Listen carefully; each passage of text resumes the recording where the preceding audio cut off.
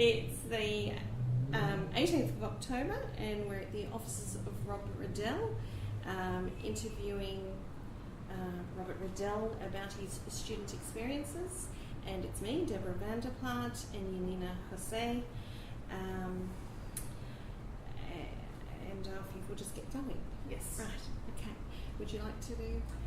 Yes, so as I just explained, the reason why we're talking to you is to hear a bit about the work experience you gained during your student years, the offices that you worked at and the projects that you worked on one hand, and on the other hand, people that you think were relevant to you as a student studying architecture in Brisbane in that period.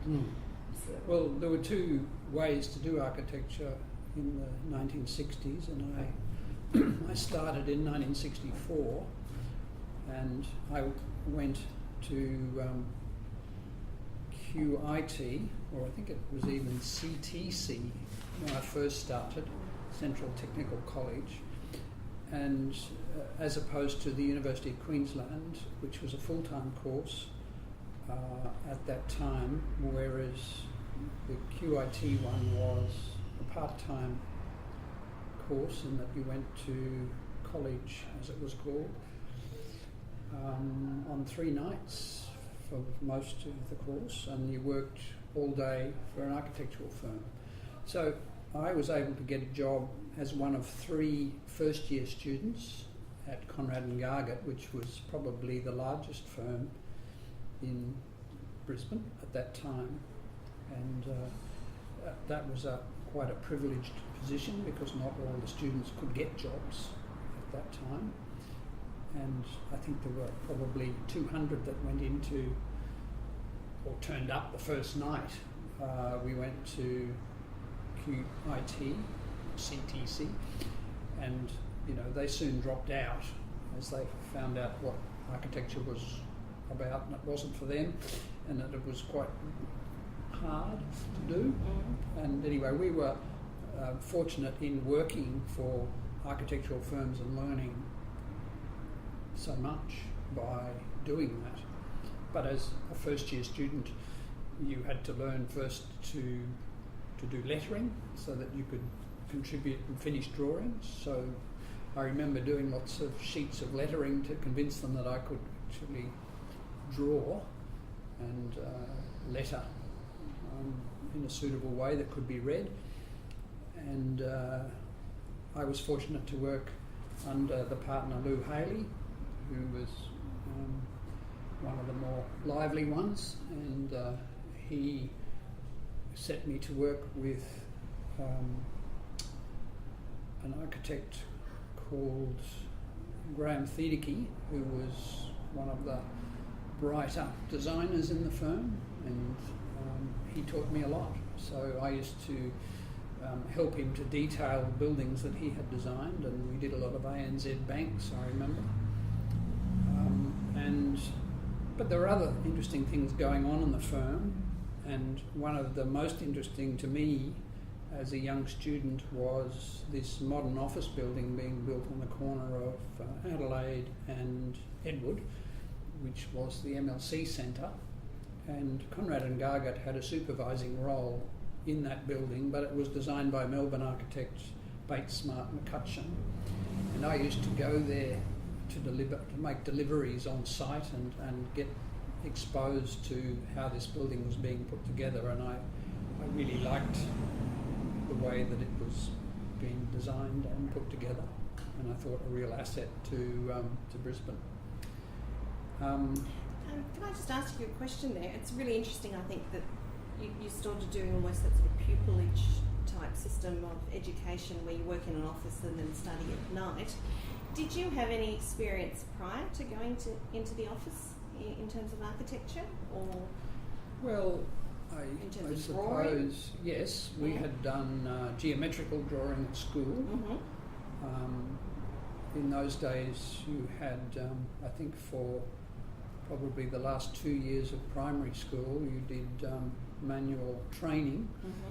So that was split between woodwork, sheet metal work and geometrical drawing, and I was very good at all of those things, so I suppose that was the only experience that I'd had, and then at my secondary school that was not taught, so I had 4 years not doing that, and then went to work with architecture.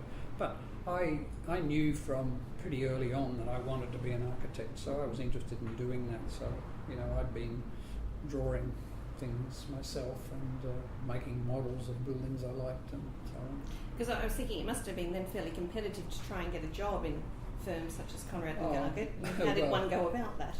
Well, I was fortunate in that my father was one of their clients, and Okay. and Lou Haley was his friend, so I was in. Okay, fair enough. Yeah. But I was able to show them that I was very interested and you know, eager to learn. So I think I hope I was a good employee for them. Can I also assume from that then that the companies would have taken in a fair number of students? Well, they took in 3 a year. So at Conrad that and time. Gargett did. Yes. But did all the firms locally do that? Well, Was most that- of the firms weren't big enough to do Mhm. that, and they might take one. Okay. And I suppose once you learned who the architects were in town and what they represented, there were some that were much cooler than Conrad and Gargett in terms, and you thought, maybe I should go and work for them. And there were some people who worked at Conrad and Gargett who said, I'm just coming for a year, I want a year's experience and then I'm moving on, and that was fine. They were passing through, and I thought, that's a pretty good idea. You know, you get a better idea of the different ways these firms work, and they're all doing different sorts of work. And Conrad and Gargett, you know, did a lot of hospitals and did all the fire stations and did a lot of banks and very few houses. And you know, one wanted to design a house, work on a house. But in my second year, I got given a house to do because they thought that I could maybe do it. And it was a very Hazen Scott looking house. And actually, I have it here if you'd like to see it. Yes. But I might have to stop and go and get it. We can Just pause. Yeah, do that. Wait, I'll switch this. Yeah. Good. We're back on. Yes. So Yeah, you were so- talking about the house you did in the second year. So it was great to be given that opportunity to do a house and to talk to the client and have their confidence. And you know, I got into a bit of trouble over the staircase. They called that there was a dimension wrong somewhere, and I had to go and sort it out. And they sent me out on site to do it, deal with the builder, and so I learned a lot. And I think it was a pretty good house, really. So it's a very different experience from what students are now getting in architecture, in the sense that they really go beyond the design or even take it to a working stage. Yeah, well, I mean, I wouldn't hesitate to give anyone who was in their second year a house to do.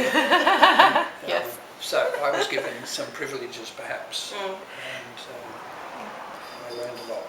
Earlier, you mentioned that there were that working at Conrad and Gargett was maybe not the coolest thing to do. That there were other firms that were considered cooler to work I mean, at. Hazen Scott were certainly in that category in terms of houses.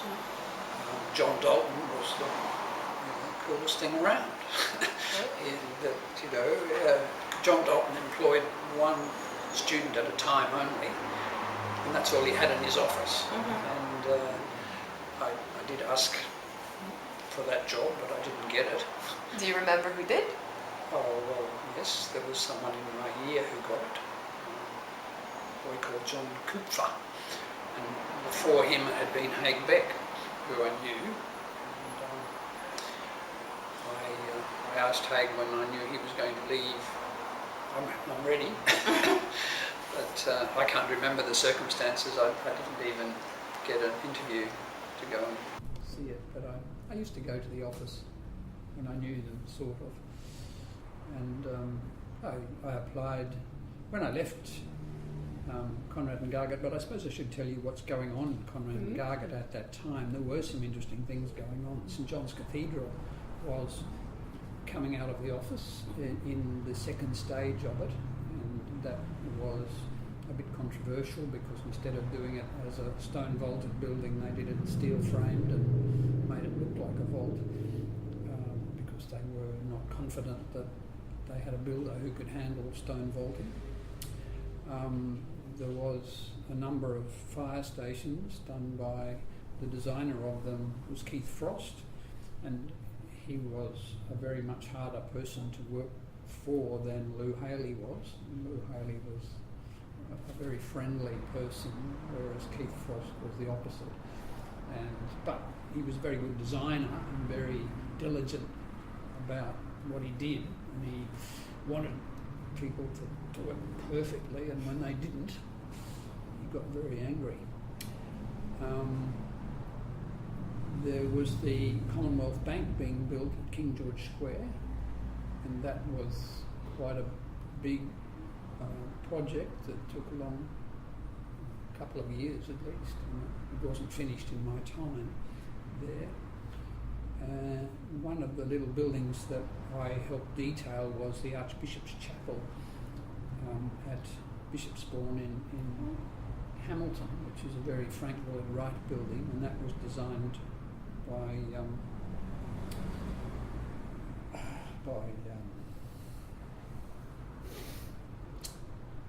already said his name and I can't think of it now. Haley? Wiedeke, Graham Wiedeke. Yeah, who idolised Frank Lloyd Wright, and this was his chance to do something. So anyway, I got to design the furniture in it, the altar and chair, I think, and a few bits and pieces. So that was, you got those opportunities. The Queensland Newspapers building was being built. That was another big project. They were building the hospital. I can remember being sent out with somebody who was older. We had to survey the whole grounds of Royal Brisbane Hospital and mark all the drains.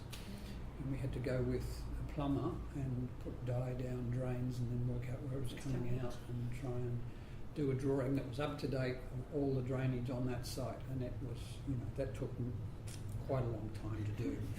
And it was very hot and boring. But you saw a lot of stuff, a lot of buildings. And it sounds like you have quite a diversity of things to do across a multiplicity of projects. Yes. And from small to large. Because they were, that firm probably had 60 or 70 people in those days, and they were doing a lot of work.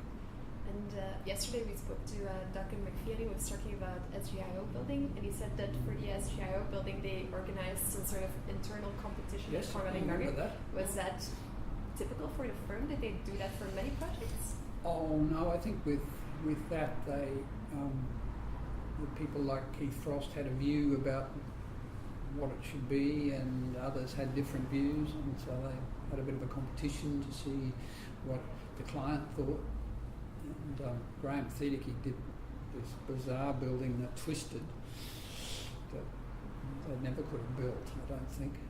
And Keith Frost's idea was based on the Pan American building in New York, but much smaller, so it didn't have the right proportions. It was a bit squat. But what they finished up with was sort of something a bit different. But they did agree, and I think that was probably Frosty's idea, that they put it on the angle like that so it didn't overshadow the square, George Square. I can't really remember. And do you remember, because Duncan wasn't very clear on how the theatre came into the building, because it's quite odd to have such a theatre. And I think SGIO, being a Queensland company, helped to fund the Queensland Theatre Company, and I think that was they donated the land or some of the money, or maybe even the whole building, I don't know. But it was the headquarters before QPAT was built. That was where State Theatre was run from. The collaboration between the two. So you're doing all this stuff at Conrad and Gardner from a very practical point of view. So what type of things were you learning at night at Central Tech? Well, in the first year we learned, those really basic traditional skills, like how you did lettering, and you used to do these things called plates, watercoloured plates on stretched Watman's paper, and you'd have to do drawings of all the orders, and Okay. it was a classical Right. education in that sense, but we thought, bloody hell, what are we doing? Why don't I get some real stuff? And by second year we had to learn, we got to do design, and again it was, we had some good people, and these were all architects who used to come down and teach part-time. I don't think there were very many people in those days who were full-time academics, because they worked during the day and they came down at night. And it was a very good kind of approach to learning, but no one had written a proper up-to-date curriculum for it. It was based on stuff like pre-war, maybe even pre-First World War stuff. We used Bannister Fletcher as the way to learn history. Started off with the pyramids and finished with the Renaissance, and we've got no modern architecture at all. And what about Wright? What about Korb? It wasn't coming through at all. Wasn't part of the course. Oh, that's interesting. So were you getting history lectures? Or was this stuff that you went off and did on your own as a student? Pretty much. I mean, yes, there were lectures, but they, there was these old slides that they'd bring out to show you a few things, but there was nothing related to anything that you could see in reality unless you left the country. But then some people came in and gave special lectures, and I can remember, and I know he's one of the people you've interviewed, and I've forgotten, he came from the Works Department. David Mercer. Yes, David Mercer gave this fabulous talk one night about his trips in Europe and the Greek islands and all this wonderful stuff, and you just remembered that and lapped it up because it was just so much better than anything we were getting. And was it historical sites he was showing, or contemporary, or both? Both. Oh, okay. So you got to see them. And was there any local content in terms of the history? So no local content at all. But you knew that some of the people who were teaching you were practicing architects, and they were producing work, and if you bothered to find out what it was, then you could have a discussion with them about it. And Neville Lund and Ian Charlton were both my tutors in design at various stages, and both very useful in what they were able to impart. So they used to set these projects, and then you'd go away and sketch it up, and quite often you'd be doing it in your lunch hour before you had to present it that night, and develop techniques for doing it quite quickly. But there was no overlap, because during the day you were just working as an architect in the firm or as a student architect, and then in the evening you had also again studio. You could not bring any of the work you were doing in the firm. If you were doing this house, you could not bring it to the course and do that as studio. They had separate studios that you had to design for. There was no relationship. No relationship. No. Okay. Seems like double work. Yeah, and I mean it was pretty exhausting, but you were young and you could do it. But you didn't get the thing finished at 9 o'clock at night, so you didn't get home till 10:15, and you have your dinner and go to bed. Or I can remember watching at some stage TV. There was a TV series done by famous Victorian architect of the time. Boyd, of course. Sorry. Robin Boyd. Robin Boyd did this series for the ABC on architecture, yes. and I mean stuff like that you wouldn't miss. But I don't think we even had a TV until 1960 or something. I know Robert Cummings was also doing a whole series of talks on the ABC, but I'm not sure if that was in the 60s or earlier, so I don't know if you know about those. We've been trying to track them down, but No, I met Robert Cummings much later he was a friend of my family's, but I didn't know him when he was an academic doing that stuff. And we didn't have a lot of contact with University of Queensland anyway. And really I guess we felt that after doing their course, they didn't really know how to be an architect because they couldn't actually produce a set of drawings to build a building, and we'd learned that pretty well way before them. Well, they soon caught up, and then there was a year out where they came into offices knowing very little, and by the end of that year they did know things. So it happened, but there was a big difference in probably the quality of students that came out of both courses. They were very different. They'd had a very different experience. And anyway, I got to the middle of 1966. I've been there 2.5 years, and I thought, I need to go and work for some other people who are more interested in design than what I thought I could see in Conrad and Gargett. But on the other hand, I could have stayed there and finished up being a designer, I suppose, in that firm, if I'd played my cards right. But I was wanting to get out and go and work for John Dalton or Robin Gibson or Caro Nutter and Charlton or somebody.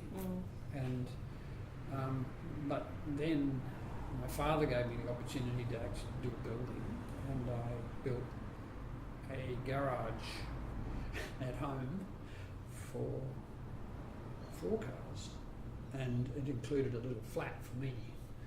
So I stopped work and just did that for some months, and that was a bit of a learning exercise. And, we had a few errors and things, but it never got properly finished. But it never collapsed either. And I never lived in the flat. Oh, you didn't? Because I left home before then. And anyway, one of my brothers still lives in that. Well, until recently lived in the house, and one of his kids lived in the flat. Okay, so it held up. Yes, it held up. So after Conrad and Gargett? After Conrad and Gargett, I worked for Bill Moulds, who certainly wasn't in that cool category, but I needed a job at that time, and there was one offered there, and I went there and I learned a lot there, and they gave me the opportunity to do another house. So I did another house there, and I did lots of things, and there was only, I think, 4 people who worked in that firm. One of them was a woman who answered the phone, and there was 2 architects. I think they were finished their course, and there was me. And so a lot of I came in as a sort of 3rd year student, and my main job was to drive Bill Moulds to lunch every day in his big Humber Super Snipe, and he had a pretty rigorous program where he had lunch at a club every day, and so he left at sort of 12 o'clock and he didn't come home while we were there. So, but after a while you got to design a house. But after, he was satisfied with you driving him around. Oh, well, he used to get the jobs and then give them to from his lunches at the club. His senior draftsman, who used to hand them out to. Well, sorry, he was an architect and a good architect, Fergus Johnson, and I hope that's the right name. No, it's Fergus.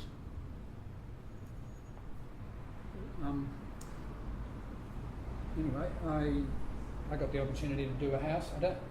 It never got built because I wasn't sure whether it ever got built because I didn't stay there all that long, and I I documented something for the government, which was a forestry entomology building out at Indooroopilly, and it's still there, but it's very pedestrian, and I didn't design it. It was designed by the Works Department, but I just documented it.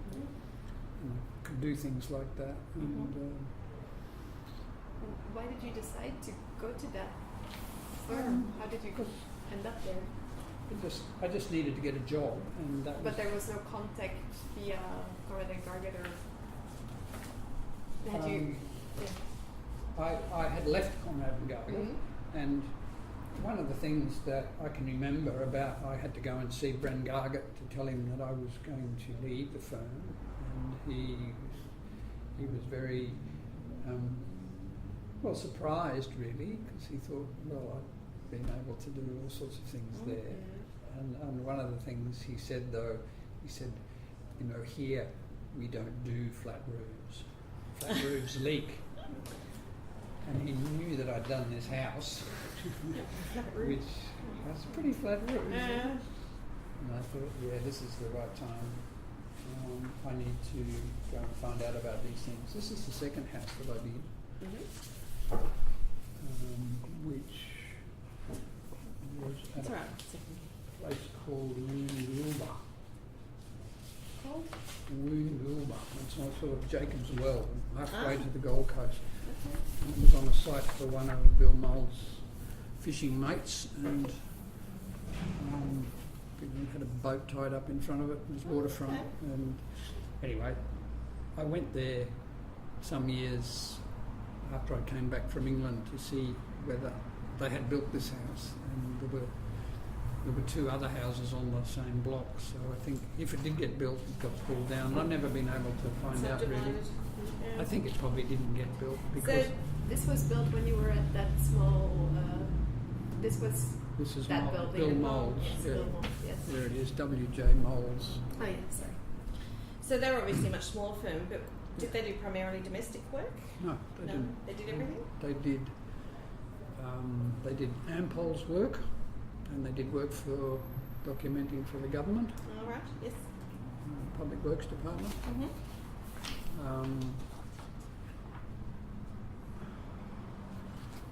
can't remember what else was there, but they did work with a builder called Harris James, and I can remember documenting the Harris James offices in Toowong, which were a little wooden cottage that they did a few things to. And were they willing to do flat roofs? Oh yeah, look, Bill Mole's didn't take much He just went to interest in it was he was just concerned that he'd had a career before, and he was it was Moles and McMinn, and I think McMinn was probably more interested in design than Bill was, but he had a business to run, and he was employing people, and he had good contacts, so the work came in and he just gave them out, and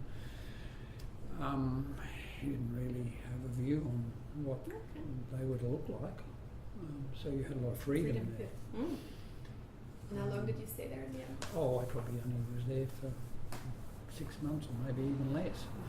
And then a friend of mine was working for a prefabricated building firm called O'Neill Industries that were out at Eagle Farm, and they were building mining towns, and they were doing these things called demountables that you could fit on the back of a semi-trailer and take out to a mining town and set them up as houses. And my friend Phil McMaster, who was a fellow student at QIT, he was working there, and he said, this is, we've got great opportunity, come out and work with me and we'll get some real things built here. And so I thought, okay, time to do that. And they paid pretty well, and so I went out there, and one of the things I did there was a motel for Dunk Island up on the reef. And they built the bathrooms as a complete room, and it got flown out to the island with a helicopter, and the other pieces came in and knocked down form on the train up to whatever that thing was up the nearest town is to Dunk Island. As a, Innisfail maybe, or somewhere like that. as a you mean like one wet cell? When you say use it, The bathroom as a complete was room? a room Mm. built complete with its ceiling and floors and all the plumbing in it. The rest of it was, all the materials were pre-cut, but they were erected on site. So And they you used to have a really- panel system that was made of polystyrene with plywood glued on one side and usually a metal on the outside. And that fitted into this system that they had designed. Mm. And so you could erect it very quickly on site, and you could do it much cheaper than normal construction. But if you could get some architecture into it as well, or some design into it, it could be potentially pretty exciting. And we did a few oil rigs on Bass Strait that were done to a higher standard. And they were on a platform out in the sea, and they had to be corrosion resistant. And they were interested in having a good standard of finish for their employees, so they kept them there. This was not a very nice place to work. The way you describe the units, I don't know what to imagine, but were you at all looking at what Mr. Fuller was doing with this Dymaxion house? Yeah, we're certainly aware of that because Buckminster Fuller came out here for a student conference in my third year, and the conference was in Perth, and we drove to Perth, Wow. which was, well, we actually drove to Adelaide and caught the train across the Nullarbor. And I can remember going with two other students in my car, which in those days was a Bristol, and we had a bit of trouble with it on the way because it was ancient. We got stuck out of Wog Up with bits had fallen off, and we were looking for them, found them, kept going. Anyway, it was serious that you had to go to these things, and the student conferences were really great. In fact, we had one in Brisbane that was had speakers like Tony Gwilliam came out. He wasn't part of Archigram, but he was out of Britain at the time of Archigram. We had the editor of Domus, who was what's his name? I'm bad with names. The guy who designed the Pirelli building in Milan, Gio Ponti. Yeah. He came to Brisbane Mm. and talked to students. Mm. Now these were the Institute student conferences, or these were... No, this was come out of Scarab. This Scarab, was okay. This was the Students' Association, but it was traditional for the students to have their conference at the same time as the Institute conference in the same city. Mhm. So that's what tended to happen. But the students tried to have an alternative venue with better speakers and better events, and they got to be pretty good. Mm-hmm. So you wouldn't miss them. And do you remember something of the talks, what Gio Ponti or Mr. Fuller, what they showed or talked about? Well, I can remember going to hear Buckminster Fuller and being, he was some kind of guru that you listened to every word, and this thing, he went on and on and on for hours. You thought you'd have to finish sometime, but you weren't going to go out. And there was a Dutch architect called Bakema who came out as well. It was from Team 10. And there was another Dutch architect whose name escapes Van me. Eyck?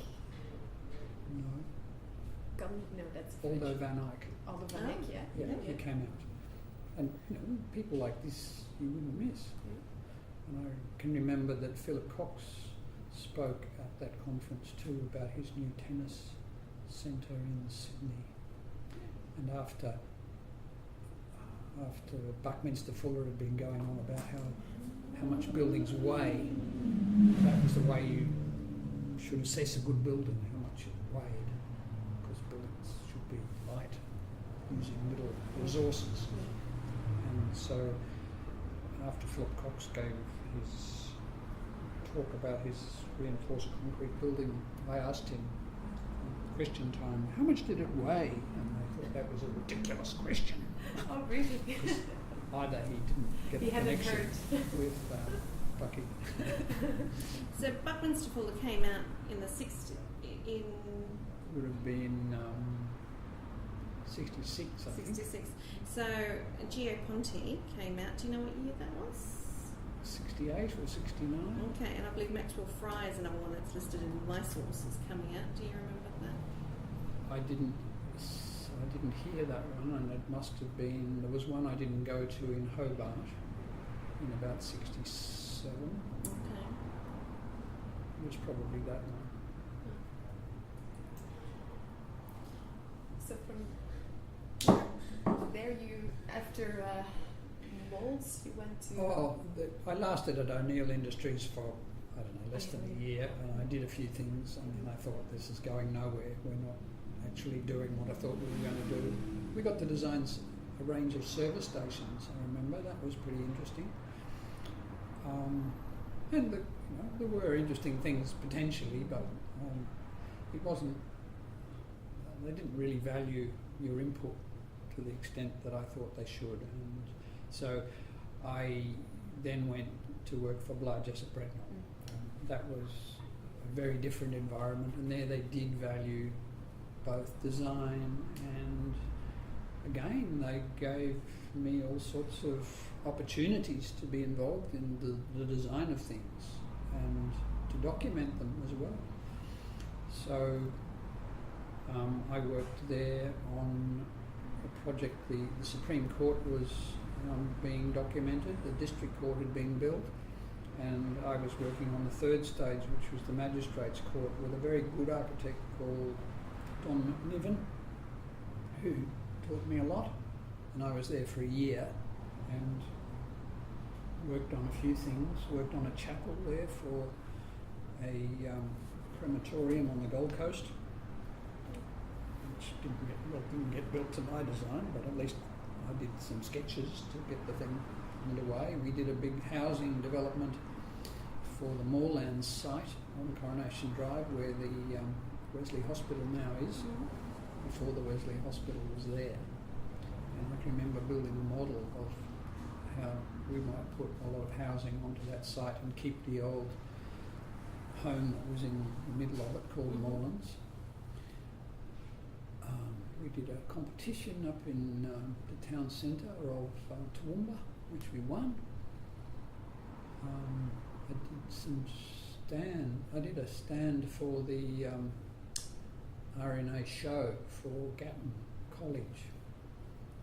Bligh Jessup were the architects for Gatton College at that time, and I got to design this exhibition stand, which was all made out of corrugated iron, curved corrugated iron, and to try and encourage people to want to go and study agriculture at Gatton.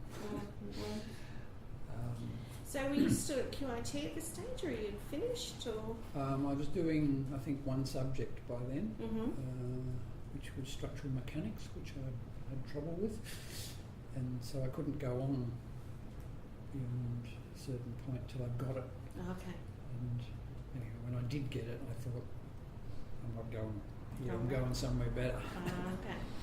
And I started making inquiries, and I decided that England was the place to go, and I started applying. And I applied for the Royal College of Art, which I'd read about in a magazine.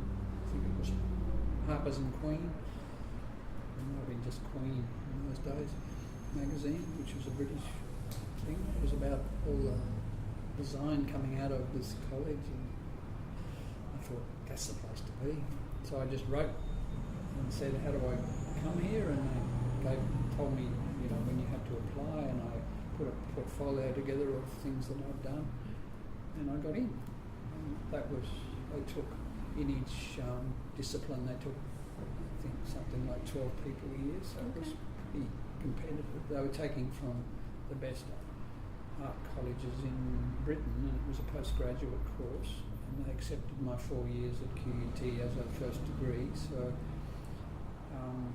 I had a wonderful time there for 3 years, doing all sorts of things. And Hugh Casson was teaching there, but he was teaching in interior design, and I was attached to furniture, and there was a very different discipline in furniture that was far more craft based.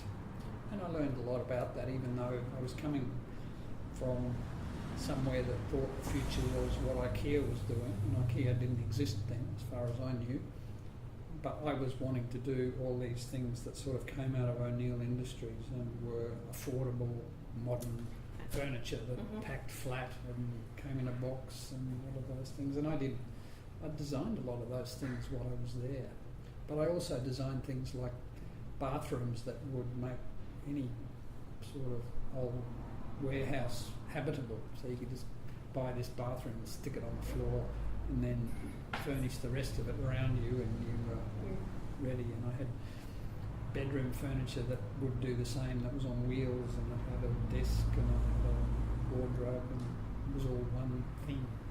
So this sort of shift to the prefab, but also at various levels. I was trying to turn the furniture that I was doing into sort of architectural things, but then I learned about traditional furniture making and all those things, and I got interested in that. So I did a series of tables in the end for my final degree show, and tables that were quite distilled in there, or some of them were. There were a range of them. One was a plywood table, and I learned so much going there because I thought I knew it all.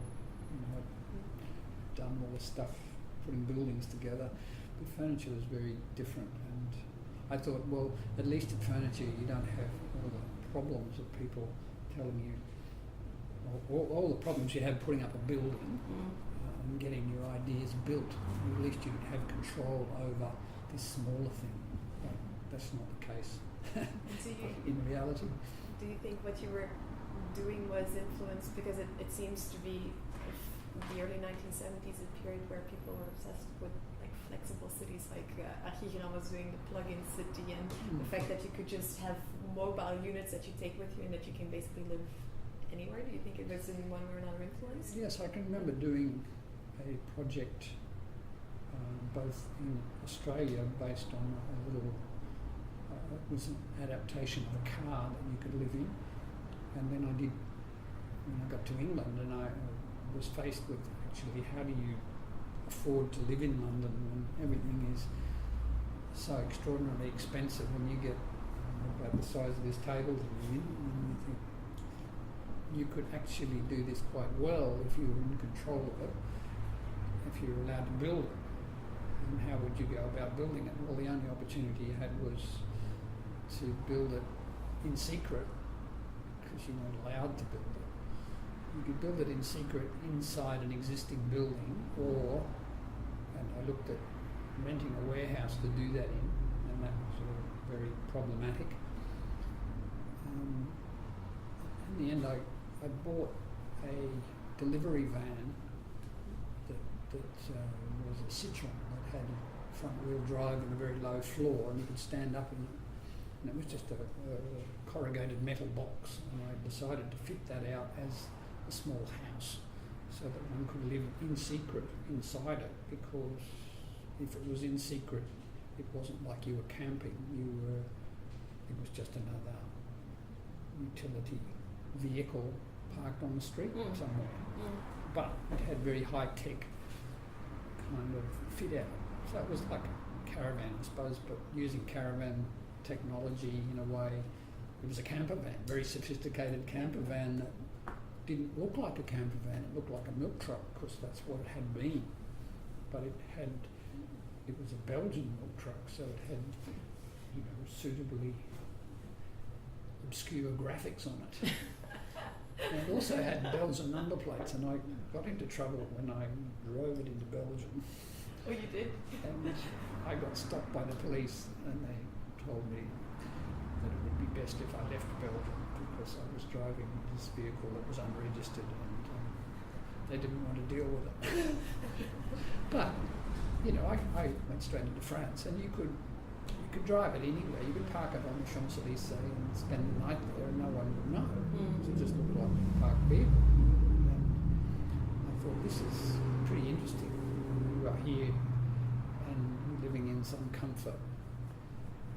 And it had, it was a bit like the inside of a boat, you know, it had very small space, but you could actually design it really well to perform. Anyway, that was one of my school projects, and I didn't get past the prototype stage, but at least I lived in it. That's fascinating. And, That's great. And I mean, it was big enough for two, so I lived in. I took it to Greece on summer holidays with a girlfriend, and we got stopped all over the place by police doing searches, thinking we were drug dealers or something. Which we weren't. Was that in Belgium? Anyway, London, I learned a lot, and then I came back to Australia, and I thought, well, I'll get a job as furniture designer, because my grandfather had a furniture factory here in Brisbane, and my uncles did it.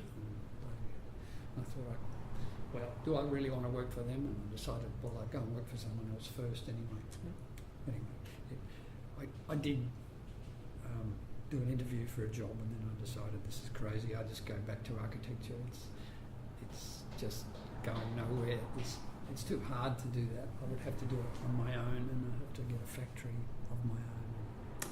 So I thought, 2 years to finish architecture. I'll go back to QUT, and I went down there, and I had the interview with Mr. Costello, who was actually a good architect, but a terrible teacher. And I just decided, after having this interview, I'm not coming back here. This is why I left Australia in the first place. You know, Which was? Well, the standard of education. Okay. And you know, the attitude of some of those, or the course really. It just didn't teach you anything that I thought was relevant. And therefore, why not go to the best school in the world?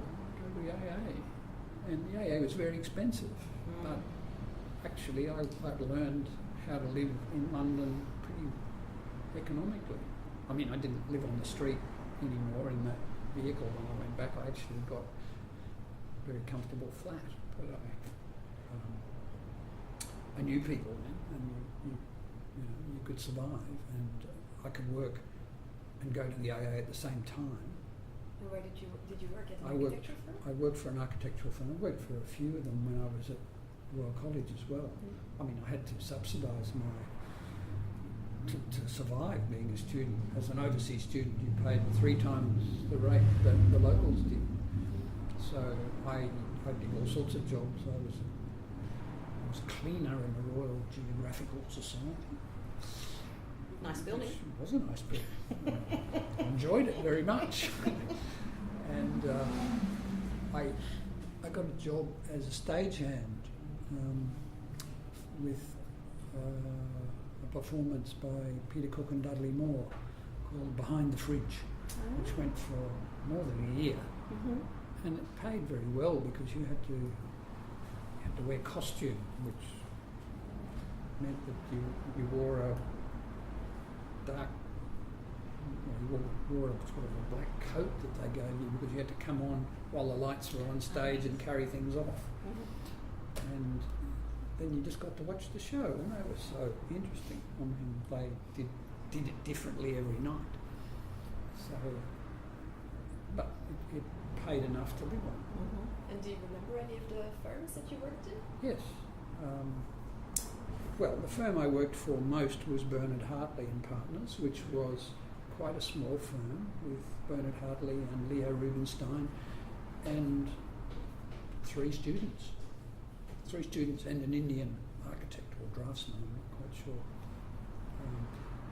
And they used to do housing association work, so we would do sort of 60 flats at a time and get to design them. And Bernard and Leo would take part in it, but they were happy for you to do the work and to design it, really. And they liked to employ AA students, and a friend of mine worked there who came also from Brisbane, who's a friend of mine, and that's how I got the job there. But it was a very nice place to work, and I stayed there for 4 years. But I did work for Turner Lansdowne Holt, another firm in Russell Square, and I worked for a third firm that did defence work in Cyprus, and they were doing a big insurance building in Liverpool, and it was totally out of control. And I don't know how it ever finished up. I think it was the Royal Insurance Building. And it was on site, and they were still designing it, just keeping ahead of the builder. I thought these guys are in trouble. Time to leave. Oh well, I was just there for the money, over the summer, so you couldn't really be involved too much. But Australians were very valued in London for their skills. They'd been well trained and could churn out drawings much faster than Well, I was going to the ask, English staff could. were many contemporaries from here travelling and going to work in London at that time? Oh, I mean, Or there was overseas? always a percentage of Australians around the place. Mhm. Yes. But it's ironic because you said you left Australia because you weren't satisfied with the degree of the education, but still Well, you were. the way that the QIT course was structured, I thought this could be so much better. And we were really learning what we learned from the firms we worked with Yes. and from the magazines that we read. And what magazines were you reading? Well, I can remember reading Progressive Architecture and seeing the Sea Ranch project while I was a student. It was being shown it down at QUT in the break, and thinking, wow, this is Sea Ranch is that project in California that's a condominium done by, I can't remember anymore, but one of those big firms. I think Stern was one of the partners, something, Stern and something. And it was just kind of where we thought architecture should be.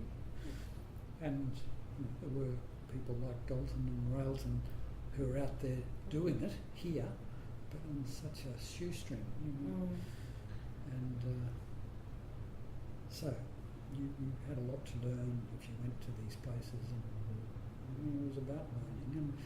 And 1968 were all the upheavals in Paris and the riots and so on. There was a lot of stuff going on. And London was kind of where it was at in those days, more than America was. And who were the teachers at the AA at the time? they were great. Who were they? Who were they? Oh, well, in my first year there, which was fourth year, I did fourth and fifth year there.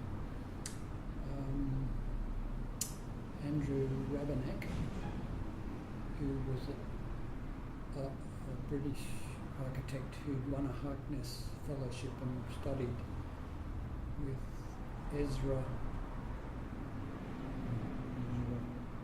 think of his name, Jewish name, in New York, and he'd come back. I can't remember. And an academic called I should have prepared this. Someone John MacArthur knows, or not knows, but knows what he wrote. Who'd done a PhD, Evans, his name was Robert Evans, and he did a PhD on prisons, which was very highly thought of, and he was a terrific academic. And so there were people like that there, and there was, Peter Cook was there, and he was, everyone wanted to be, but I didn't particularly like what he was doing, so It was Andrew Rabenak and Robin Evans were doing something called adaptable housing. They each had what they would call their unit, and they would specialise in something. So when you went there on the first day, all the units would have their programs up, and you went and put your name down who you'd like to be as your teachers and what program you wanted to be attached to. So people like Walter Siegel, who did kind of density and housing projects from a different point of view. There were people looking at environmental issues. There was the Archigram people. Mm-hmm. There was Bernard Schumi doing his kind of stuff. And it was a great place to be at. I mean, you could go to these lectures by the visiting people who came through all the time, and anyone you'd ever heard of came and spoke there because it was the best school in the world. And but it cost a lot of money, so you had to subsidise it somehow, and you had to work for somebody some of the time. And I had a friend, Robert Martin, who went off to a practice in Sweden, but he came from Brisbane, and he and I had one wage. We used to work 2.5 days each, and quite often on the same days, but it worked that way, and our employers were very happy with that arrangement. And we did a few projects while we were there. So then you came back to Brisbane. I came back in '74 after Christmas '73 was, after I'd finished at the Royal College, and I decided at that point that I would go back to London, but I needed to earn some money, so I went and worked firstly for Geoffrey Pye. Nice. And then he ran out of work, but there were some good people at Geoffrey Pye. Don Watson was working there, Rex Addison was working there, Ian White was working there. I can't think of anyone else. But then the work ran out, and Don Watson had been working on the old TC Byrne building, turning it into a shopping centre. And Rex and I were sent out to work in the tower at the University of Queensland as a kind of way of bringing real work in front of students. And the idea was that we set up part of a real office in the university that actually get some idea of seeing some projects being documented. And we were documenting Caravan Park, a lot of buildings in it at that time. But hardly anyone showed any interest. We worked in the tower for some months. And so did you function in the tower as a practice? Yes, well, as part of Geoffrey's practice, but yes. Set up in the tower. And the point was the students were meant to come and Geoffrey join in or just watch, or? Well, just come and talk to us and see what we were doing and learn how you did it. That was Geoffrey Pye's initiative, or that was I don't know. It was an initiative probably of, I don't know whether Geoffrey was teaching out there, but somebody he knew probably was, and they thought it was a good idea. That's what was lacking in the university course, Q course, and that's what QIT had. So this was a way of doing it, and I guess I don't know whether Geoffrey got paid for having us there or what. He might have got paid. We were set up in the tower in a little branch office, and we were documenting. So anyone who wanted to learn how to document would come along, look at us and talk to us. And Ian Cinnamon came a lot. Who? Ian Cinnamon. Oh, okay. He was on the staff, but some students did come, but I think they had to be dragged in there. Oh, that's interesting. That's sad that they didn't come, that they weren't interested. Well, they weren't that interested, but we were still students ourselves. Going back, after Bligis at Brentnell, and I decided that I was going to the Royal College of Art in London, I needed to get some money together, and I thought it was time to get as much money as I could. And I went to the Gold Coast where there were lots of jobs going, because there was a lot of work at the Gold Coast. After Jeffrey Pye? No, after Bligis at Breton. So that's going back to before, the end of, yeah, sorry. This is 1970, before I went the first time. So I worked in and lived in Surfers Paradise for 9 months, and I earned as much as I could. And where did you work? I worked first for a Viennese architect called Frank Wells, who was doing all sorts of high-rise apartment buildings. There wasn't actually anything being under construction when I was there, but there were a whole lot of schemes on the drawing boards, and we had to sort of work on presenting these things. And I think then he was employing 2 students, and I knew the other student who invited me to come down to help him out. And then the work fell off, and so I went to work for another architect around the corner, who was Ron Burling, who had a more substantial practice in Surfers Paradise. And then Ron Burling joined Clark Gazzard, which was a Sydney firm, and set up in Southport, and I went with them over to Southport, and Andy Stenders came down to manage that office for Clark Gazzard. And Andy Stenders managed to get the town plan for the Gold Coast, and he was involved in that, but I got to do some speculative work there, which was quite interesting. And again, I was allowed to do stuff.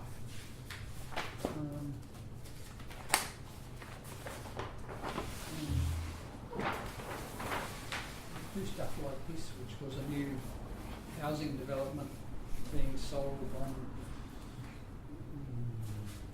Paradise Waters, which is sort of one of those canal developments just behind Surfers Paradise. And this was to be the first house there built as a demonstration. And again, I don't think it ever got built, because the next time I went there, which was quite a few years later, there was a tower block on the site where this was supposed to be, and all the houses that are there now bear no resemblance to this. So it probably just was an idea, and they probably put it on the wall and used it. But I did get it. This is Freehawker Rex, Pty Limited. Yeah. That was the housing. Did they do some of the ones in Sydney, some of the display villages and display homes, and they had. Probably they were national. Yeah. Because the Gold Coast, I suppose, in the 60s and 50s was a site of quite innovative and very interesting architecture. Gold Coast had more modern buildings of interest than Brisbane. Yes. Yeah. Was it still the same in the 70s, or was it becoming a little bit more? Oh yeah, there were things starting to happen. The first high-rises were being built, and there was the Focus Tower, and Kinkerbill was the first one by Lundhutton Muir. Yes.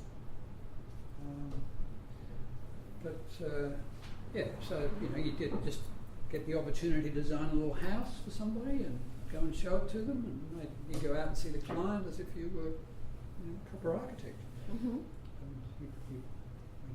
it may go no further than that. I don't know whether this house ever got built. That's as much as I ever did on it. And then I moved on and went to England. But I did document this house completely, which was another demonstration house for one of those estates out towards Marine, and this was on a golf course. And the client owned the golf course, and he wanted to build his own house as much as a demonstration, because there were a whole lot of houses to be built there. And this is a very kind of Dalton-looking house in a way, but it's I thought it was more interesting than Dalton. Anyway, I got to design it fully just before I went to England to go to Royal College. So, I was in my 4th year, and Plaat and Gosseye was a good firm. It was a good Sydney firm. And, I can remember Tom Gosseye coming up and having a look over it, and he was quite happy with what was going on in his office. And Andy Stenders was the boss there. Don Wright was another one who was there, and they all had kind of respect for me and let me do stuff. And when you got to do these individual houses, what were some of the key ideas that you think you got to explore? Well, that would take a while to unravel, but you can see the stylistic.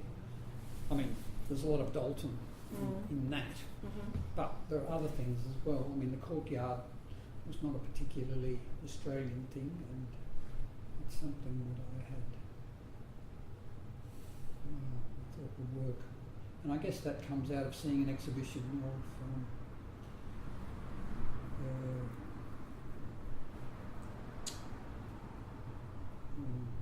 what's the name of the place south of Naples? It's wiped out by the volcano. Pompeii. There was a Pompeii exhibition that came through Brisbane at some stage, and I can't really remember when it was, but it had these courtyard houses, is what they built there. And I thought, why don't we have this? It's sort of the opposite to suburbia, is having private space that's outside rather than very public. And you get shade at the same time. Shade is what we need. So we do it in that way, and we get those things. And this had sleeping lofts. And if you look at that house that was done by Dalton for the Vice Chancellor at the University of Queensland, I think that would come later, must have come later. But I'm not quite sure what its date is now. I think 70 something, Well, in '74, I got a house to design at Woodsaboka Wild, and just before I went back to the AA, and that house is still there, and that's on the campus. It's huge. And I thought, because of this thing that's going on, I better go and have a look at this house, because I've never seen it finished. I mean, I did the drawings, and I hadn't seen it constructed. These are the drawings. This was the design drawing, and the house's build isn't quite the same as that because it went through some changes. But it's a little house with a flat roof. That went beside the college that had been designed by Woodsaboka, which is a very institutional sort of group of buildings. But the principal's houses, these were my sort of roughs that somebody else would have done. But they're the elevations of this house. And it was very disappointing to go there and see it now. I mean, it's had 2 do-overs by different principals, and anything that was interesting about it as well It's gone. All gone. So, but as a planning exercise, I'm quite happy with it. Really, and I think, well, okay, I was on my way to somewhere when I was doing that, and it was all resolved in a way that satisfied me in terms of how it was fitted out and worked, and it was quite an economical thing. And what were the materials? It was cavity brick, and it had a metal deck roof that turned down to form a quite deep fascia. Okay. And Robert Gibson and Geoffrey Pye were doing these sort of flat roofed houses with big fascias at that time, and it was a sort of a way of doing that without the cost of the fascia. fascia just being the roof turned down. But all that's been changed now. I did take some photographs of it, but I thought well, at least it's there and it looks like something. And do you remember, because that was when before you went to... that was 1974, that was done. And then in 74 I went off to the AA and I was there for 2 more years. And then I lived 2 more years after that in London and then Sydney and then back to Brisbane. And then by the time I got back to Brisbane, I started to get interested in, well, in 1974 I got interested in Robin Dodds because I'd heard of Robin Dodds when I was at QUT because Neville Lund used to talk about it. And I thought, well, I've got to do a written thesis when I go to the AA to get through, and I'm going to look at Dodds, and I'm going to look at the fact that he studied for 10 years, well, he spent 10 years in Britain before he started practice in Brisbane. He grew up in Brisbane, went to Edinburgh, then London, and he was away 10 years. Thinking, well, we don't know very much about what he would have seen in 10 years, but I can, because I've been in Britain, I can see, the things that he's doing are very comparable to what wood architects in London were doing. So I wanted to understand all that. So I spent quite a bit of time sort of unravelling that, and I found an academic in Edinburgh who was working on Robin Dodds' best friend Lorimer and had these letters that he'd written to Robin Dodds, and so I got all of that information and I started to learn about that whole period and try and absorb it all. And it's just huge, takes years, but I did learn a lot in a short time, and I met this guy in Edinburgh and he's Peter Savage is his name, and he was teaching at the college, well, he was teaching architecture in the architecture department in Edinburgh and writing this book on Lorimer. So the thesis at the AA looked at Dodds' time in Britain. Yeah. Did it also look at the Queensland work at that time? Well, anything that I could find. I went through the RIBA library because they had a full collection of all the Australian magazines, which nowhere here did have. And therefore anything that had Hall and Dodds on it, I photocopied and included all that stuff. So I did have some images of what had gone on here, but there wasn't much opportunity to find out any more about it, except if you found a magazine article where he'd written something or where there was a story about a building, then you could use that information. So I did look at everything I could find over there, but it caused me to understand more of the era and who was who. And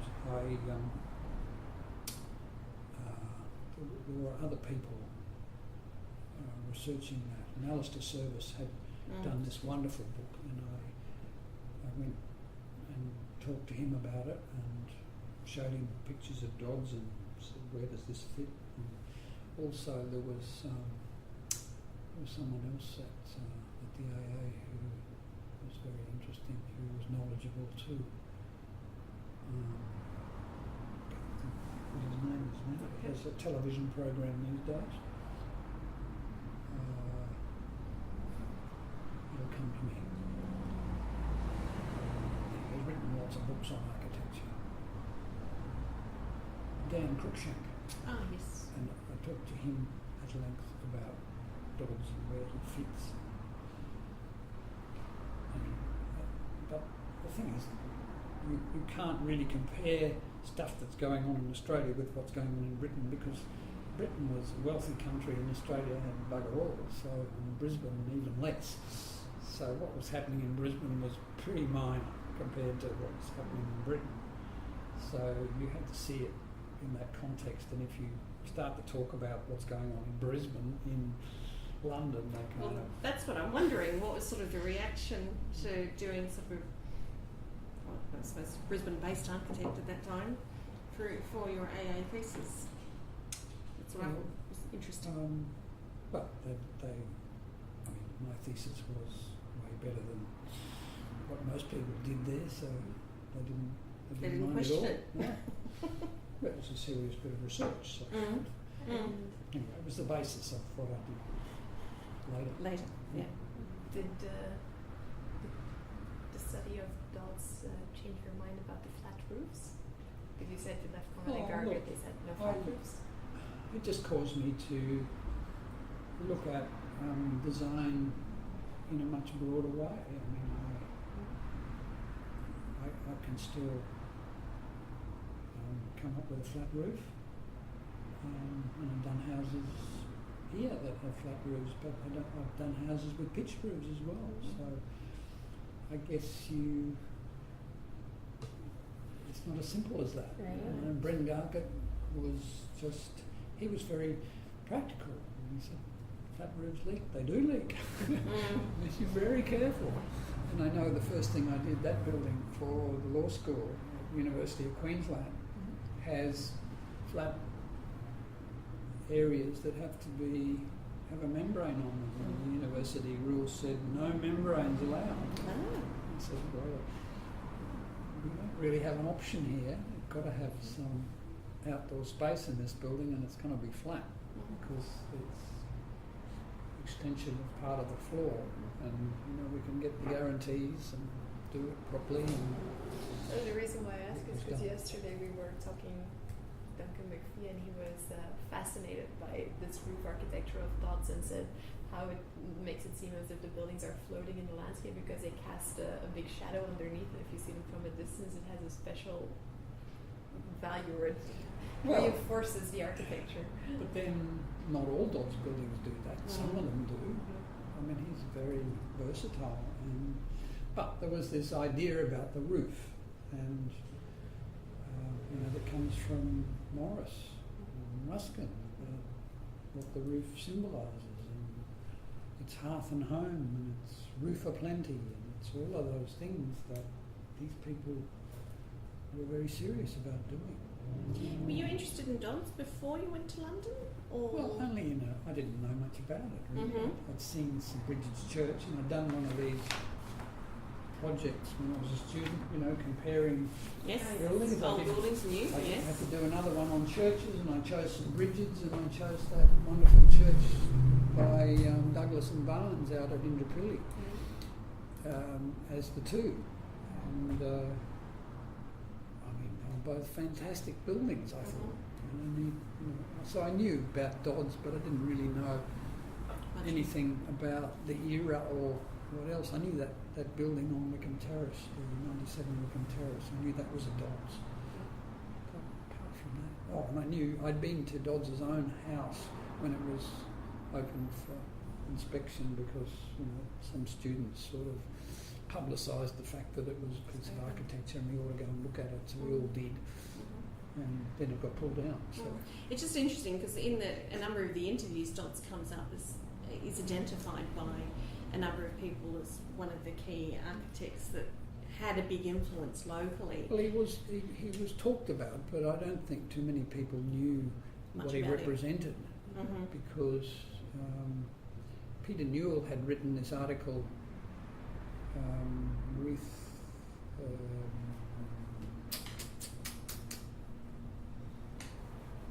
can't remember his name, that Victorian Boyd. Boyd. I'll get him eventually. Yeah, Peter Newell and Robin Boyd had written this article that was got a lot of St Lucia article. Yeah. Yes. And Dodds gets a big rap there. But Peter Newell didn't know too much about Dodds's work, and he'd known it because he practiced with Neville London, and so he knew certain buildings, and his mother-in-law lived in them. But then Robin Dodds,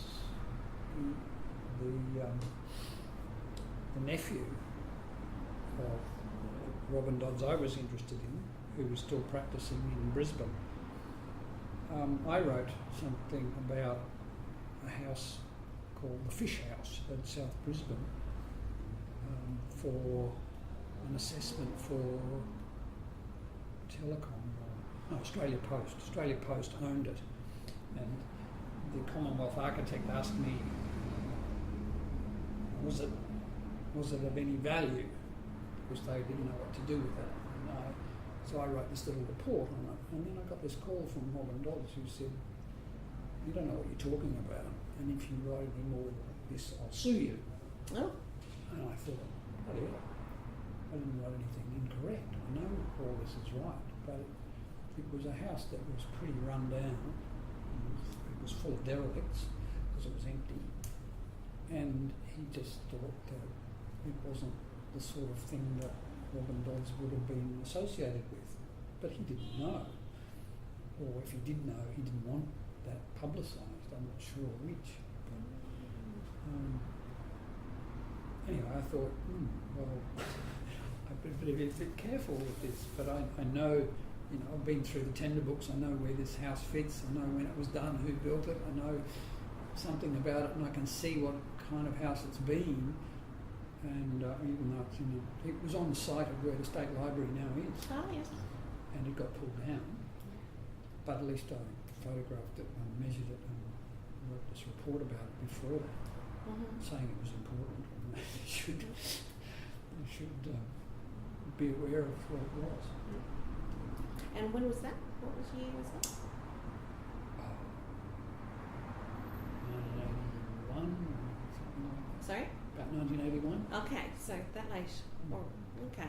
So the Queensland Art Gallery had been built, but the library hadn't. Yes. So they were acquiring the site. Mm-hmm. Telstra owned part of it. Well, Australia Post owned part of it.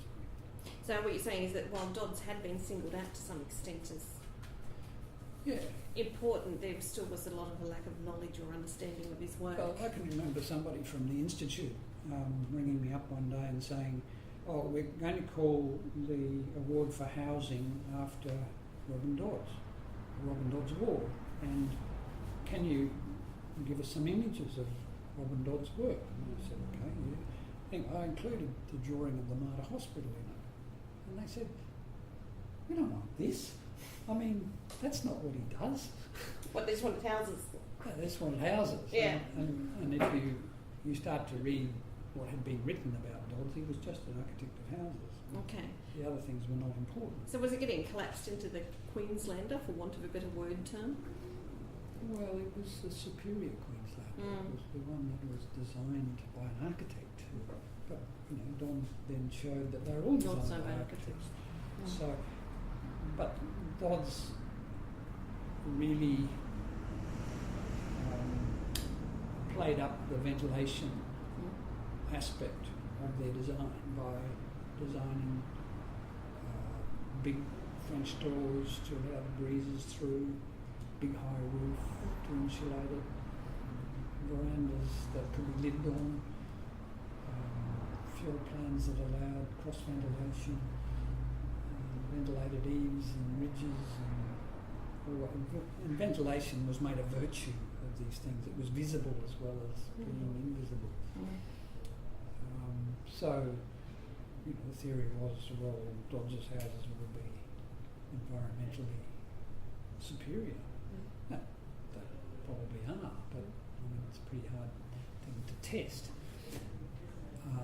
Certainly they were superior in the way they were conceived and built, and they certainly used more timber than they probably needed to for stylistic reasons. So they had a bit of solidity, whereas a lot of Queensland architecture was going the other way and was as small as you could get away with in the members that they used. So Dodds was using wood in a very sophisticated arts and crafts way, and using carpentry skills in a way that they weren't used to doing too often. So he had to train his group of builders, and he used the same builders over and over to do these things because they knew how he wanted them done. And then he could get away with pretty simple drawings. But he was a great architect. And, luckily, when I started to look into him and I knew very little, I could have got to the point where I thought this was a mistake. But I never did. I just learned more. I got more and more respect for the guy. And then he dies at 52 and you think, bloody hell, what did all this stuff? But that sort of comes from the work that you started at the AA and subsequently that sort of real appreciation for Dodds. It wasn't it something came out you of early. QIT and my experiences with Lund, Netherlands. Lund. Right. Yeah. Mm-hmm. And what other people were saying about Dodds, it's fantastic. And, but then they could never show you anything. Okay. And then you worked out that it's not just houses, it's a whole lot of things. So Dodds was being picked out a bit in your student years as someone locally that you should be interested in, which is, I think, really interesting. And was anybody else being picked out or any other traditions being picked out locally that were being highlighted as important or significant, of interest to the student? I can't think of any. But there would have been, but I mean, there wasn't much knowledge about architectural history. So I think Dodds had a very high profile while he was here, and he survived. You've run out? Yes. It was going to happen to one of the two. Sorry. So much for the short conversation. I was thinking it's going to happen one of the two.